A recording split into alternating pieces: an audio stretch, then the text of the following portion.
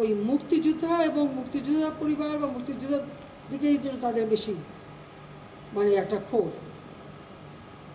আমার একটা কথা নিয়ে তারা কিছু কতদিন প্রতিবাদ করলো। কী কথা বলেছিলাম আমি?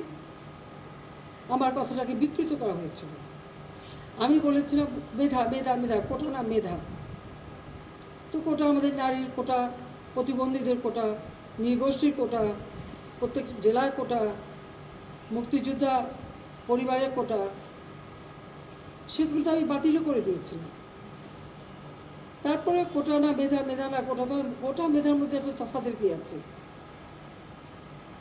এখানে মেধাই তো হয়। প্রথমে প্রিলিমিনারিতে তাদেরকে পরীক্ষা নেওয়া হয়, এরপর লিখিত পরীক্ষা হয়। লিখিত পরীক্ষা পাশ করলে তখন তাদের ভাইবা নেওয়া হয়। ভাইবা নেওয়ার পরে তারপর যখন পদায়ন করা হয় তখন যারা মেধাবী তারাই পায়। আর অবশ্যই এই কোটাগুলি ভাগ করে দেওয়া হয়। তাহলে যারা পরীক্ষা দিয়ে মেধাবী তারাই তো পাচ্ছে। সেই সূত্রে আমি বলেছিলাম যে কি মেধাবী কি শুধু মানে মুক্তিযোদ্ধা পরিবারের সন্তান সন্ততিরা কি মেধাবী না? তাহলে মেধাবী কি শুধু ওই রাজাকারের ছেলে মেয়ে? এটা বলার সাথে সাথে তাদের স্লোগান, তাও কি বিকেল 4টায় আমি প্রেস কনফারেন্স করি, কয়েক ঘন্টা চলে যায়। হঠাৎ রাত্রেবেলা বোধহয় 11টা 11:30 দিকে দেখলাম